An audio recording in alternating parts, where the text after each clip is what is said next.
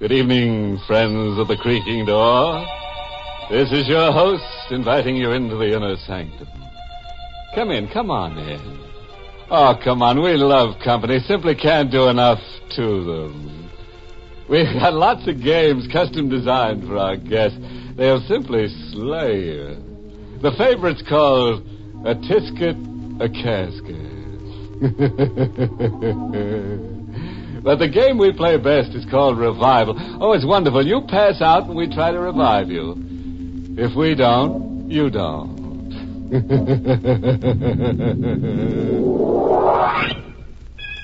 And now for our eerie spell. The hitchhiking corpse. Climb up on the driver's seat. Sit close to the driver. Sean O'Hara, a bewitched man with deep-set eyes. Hear what he has to tell about the beautiful corpse of Madoc County. The girl who lost her head over him. Eileen. The last time I saw her, she was standing where she always waits for me. In the rain on the little white bridge where the road takes a bend around Moon Hollow. I could hear her call for me to stop. Stop, Sean! I'll ride with you! Stop! But I wasn't going to stop for her. Not anymore. My mind was made up to that. And then the lightning flash burned over her like a million lighted candles. And she was standing there where she always waited for me, without her head. Eileen had lost her head. Am I right in my mind now, I'm wondering? These things I know, these things that I saw, was it a dream? A man's imagination gets tipsy when he drives a great silver van 400 miles in the loneliness of the night. Eileen. The first time I saw her, she was standing where she stood the last time on a little white bridge near Moon Hollow. Climb in, miss. Yeah. Sit deep in your seat with your head low. It's a black mark in the book for me. If the company inspectors see you riding in the cab, I'll be docked. They won't see me. Only you can see me, Sean. Only I can see... Why, you're calling me by name. No. I'm making up a name for you. But it is my name, Sean O'Hara. It's an uncanny bit of making up you just did, Miss... Try, Sean. If you try, you too can do an uncanny bit of making up. With your hair like it is, and your face, just one name suits. Only one name. And my name? Eileen. I am Eileen. And just where are you riding to? To Madoc County. But someday, not tonight. Madoc County's a good 80-mile ride from Moon Hollow. Is it someday, I heard you say? Yes, someday I'll be riding to Madoc County. And it will be you who will take me there. Wow. There's little to that. I always pass through Madoc. It's on my route. My people came from up there. It's a big house we once had. A great big house. Without windows. Without windows, you say? There was a great hall. And a great long table. With my people sitting round it. The living and the dead. The living and the... A house without windows, and now it's the living and the dead. You're a pretty one. But you're as batty as a loon. Am I really a pretty one to you, Sean? Sure. Pretty hair. Eyes to light up a man's dream. Dainty little hands. The two of them fit into one of mine. And a face... A face, Sean? No. The face I cannot praise. Why not? With all the war paint on it, if I didn't bite my tongue, I might say that what I see smeared over your cheeks is blood. Don't bite your tongue, Sean. You're getting out. Trust Sean O'Hara to pick up a gibbering farm girl who smears her face with chicken blood. Good night to you. Good night, Sean. I'll be waiting again tomorrow night at Moon Hollow. I'll be watching for you. I watched her go, sailing off on the mists. As high as my eyes could go, I could see her. riding into the sky like a night witch, and then blowing into the smoke of the moon. There had been no Eileen. I dreamed her up in my fat head. A man's imagination gets tipsy when he drives a great silver van in the loneliness of the night.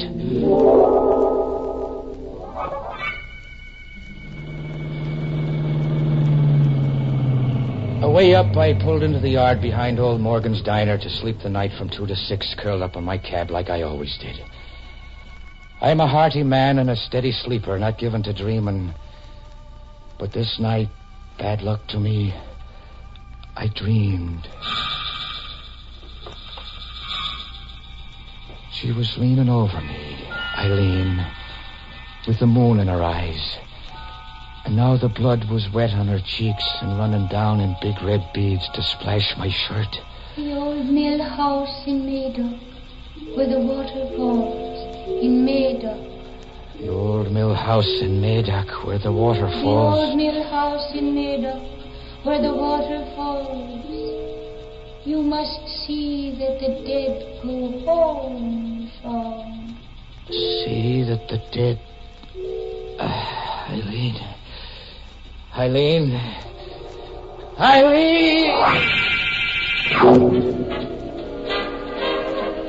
But there was no Eileen.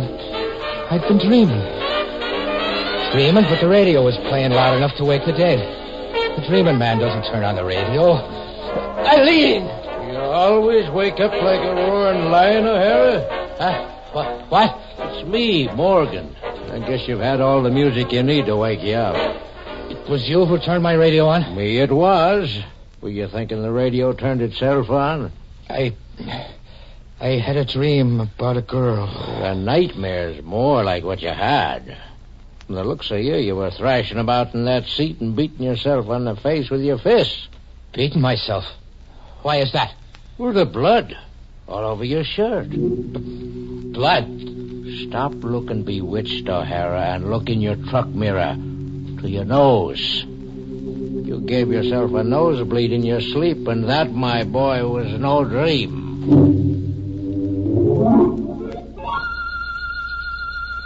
I was an hour late for unloading in the Cloverville depot. O'Hara. Yeah, Red. Come over to the van a minute, where the loaders can't get an airful. Huh. You're acting funny. We got everything off the inventory calls for. But there are 3 other items. I threw a canvas cover over them before the boys got a look at them. Did you look into your van? What's under the canvas cover, Red? Coffins, O'Hara. 3 old pine wood coffins. You want to tell me something? Well, to tell you? Oh, sure, I almost forgot about those coffins. It's a side job. Some yokel undertaker down by Moon Hollow. I'm to drop him off somewhere.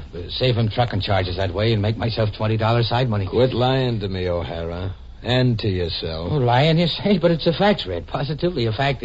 And I'm giving you half of the $20 for covering me. Wasn't one to pass up $20 for trucking 3 empty coffins. The coffins aren't empty, O'Hara. And you never took a job from any local undertaker either. You seem to know a lot about something.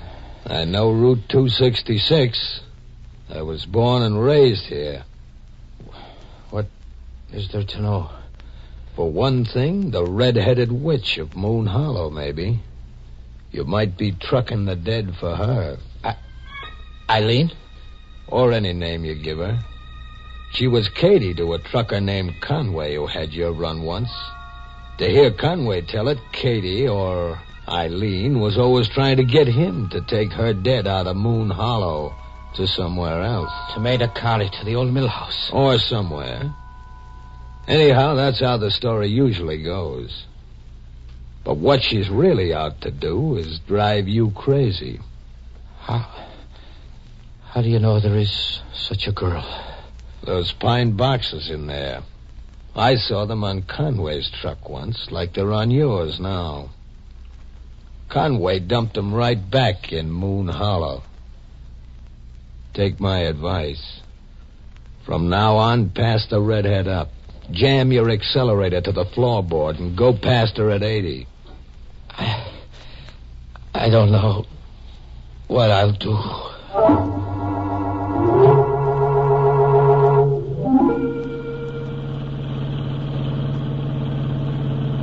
But what I did, bad luck to me on the trip back, was look for the waterfalls and the old mill house when I came to the Madoc County line. Was there an old mill house where the waterfalls, I was wondering? Or was I a man looking hard to lose his mind? I brought one of the caskets to the ground. It wasn't empty, but there wasn't much weight to it either. I opened it. It held the dead, all right. But not the face or the body of the dead. It was only the skeleton. The skeleton of someone dead more years than the mind can imagine. And there was a waterfall in the deep woods. The music of water and Eileen's voice splashing in it. The old mill house, under the falls. Go see. There was an old mill house down below the rocks. A stone house without windows, like Eileen had said. I pulled an old rusted bolt and opened the door to one great room and a table that went from wall to wall. It was old, and the flying dust could blind a man, so he'd only see what his tipsy imagination would want him to see. I saw Eileen. Eileen standing before me with her arms out. Like a thin shadow my eyes could see through to the wall. Go bring the caskets, Sean. Go bring the dead home.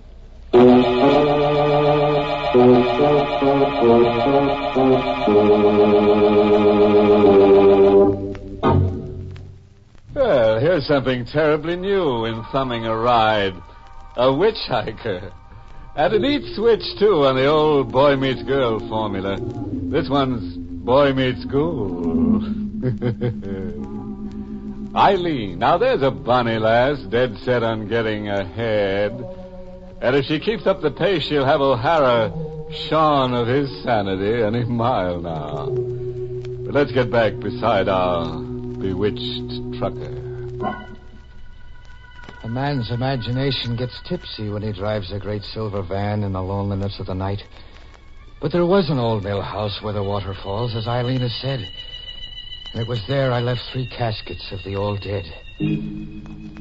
Passing Moon Hollow on the way back, I stopped in at Morgan's Diner for some warming coffee. It was just old Morgan putting his profits into the screaming jukebox. O'Hara, it's you. Nobody else. Well, I've been waiting all night for you to come. I stopped for a time in Madoc. Well, agitated the way you look. Have I slipped out owing you for a meal? No. I don't understand the looks of you. This shoebox. It's for you, you see. Your name's written on it. Sean O'Hara. And left by whom? The devil's own daughter. O'Hara, her face was enough to send a man hiding in his coffin. A face all smeared with blood, was it? You have seen her, too. We are old acquaintances by now.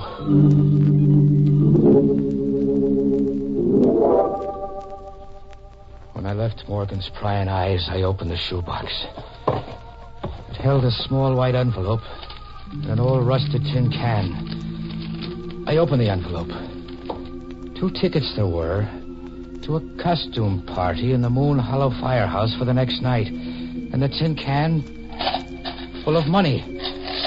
A showering of Indian pennies and buffalo nickels, coins with the grit and tarnish of years on them, like some miser had saved them in a secret nook of the kitchen. That was too much for a tired working man to puzzle out. My poor head would have none of it. I had a load to haul back that night. There was time enough for puzzles another night. She'd be standing on the little white bridge where the road takes a bend, and then I would put my questions to her.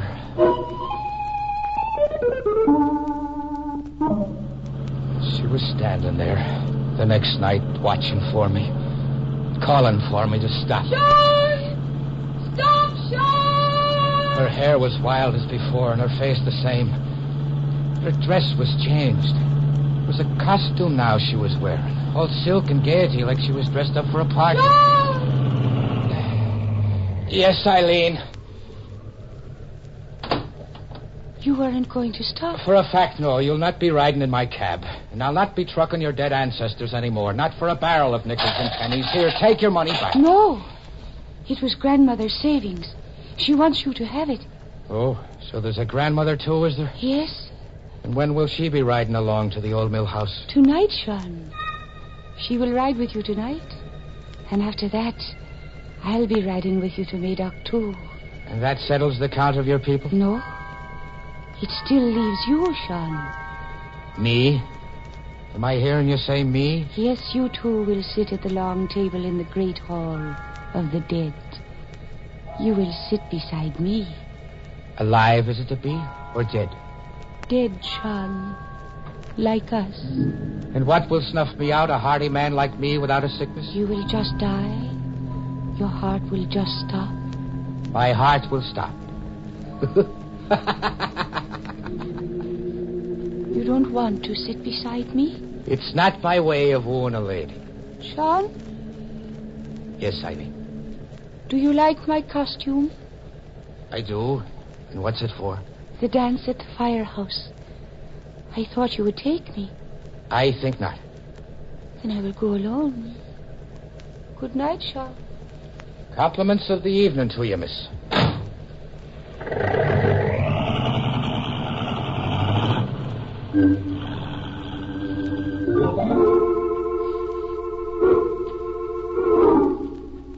But instead of sleeping in old Morgan's yard, there I was just before the midnight hour, in the costume of a trucker with a tottering mind, and looking for Eileen in the firehouse.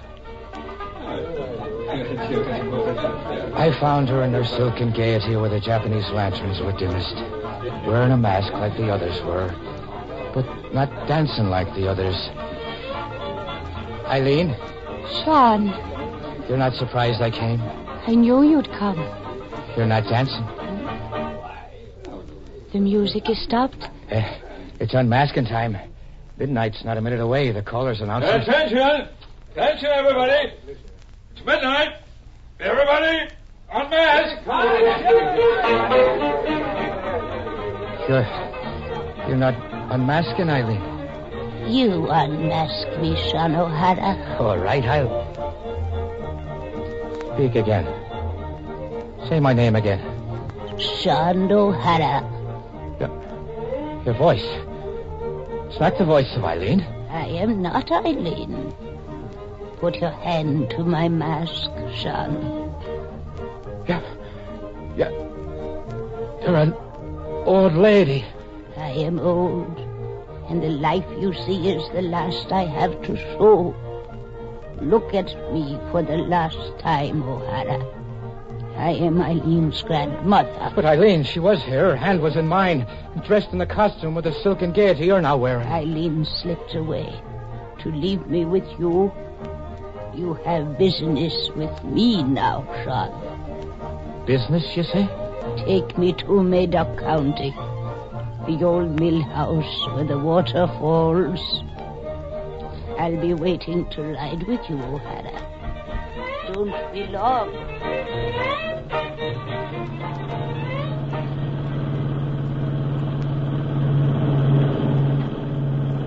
I drove the lonely night to the Madoc County line with my freight of storage eggs and canned goods, and the dead in a pine box. The old grandmother in her silks was in her casket, and I didn't bother to ask whose job it was.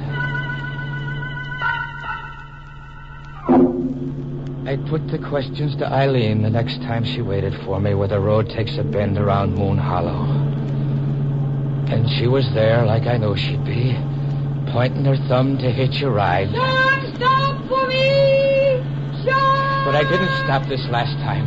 I did what the checker Red Lacey said Conway failed to do, and what I must do. I passed her up.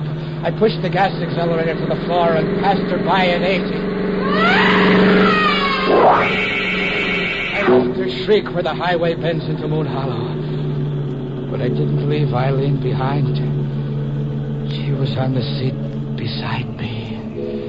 You didn't want to stop, Sean. She was beside me. Without her head. I'm dead, Sean. Dead. Now drive me to Made-Up County.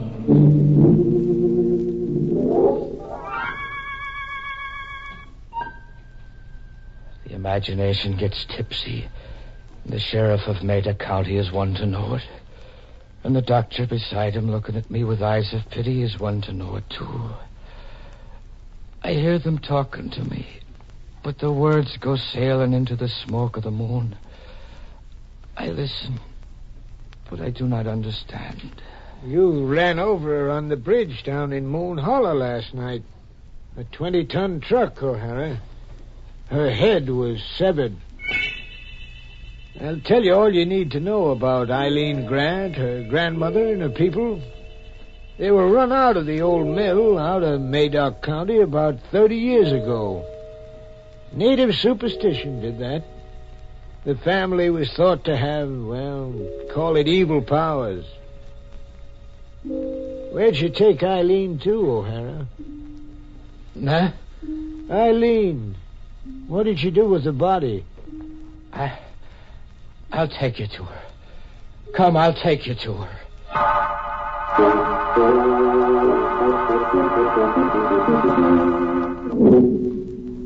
I took them, the sheriff and the doctor, to the old mill house where the water falls.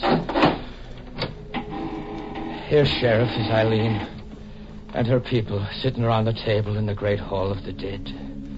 O'Hara, to do this, to set them around the table like that, you couldn't be in your right mind, man. No, I couldn't be. And I'm the one to admit that. And I'm not in my right mind to sit here beside Eileen now.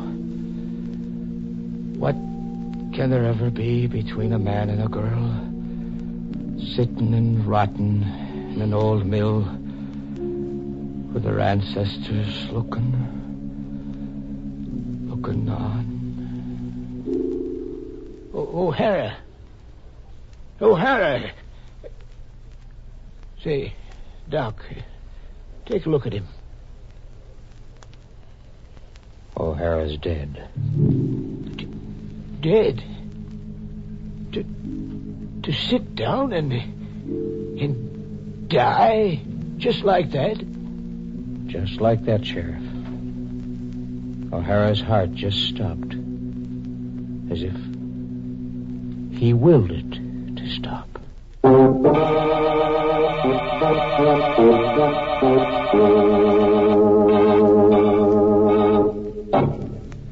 Now that O'Hara's given up the ghost, there's a job open. Somebody?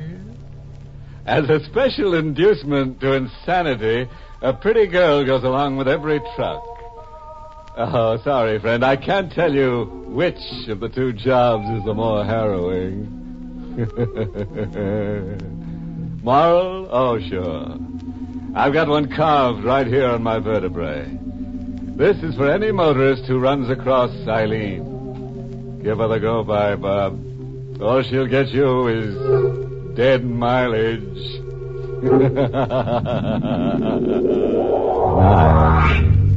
Pleasant dreams.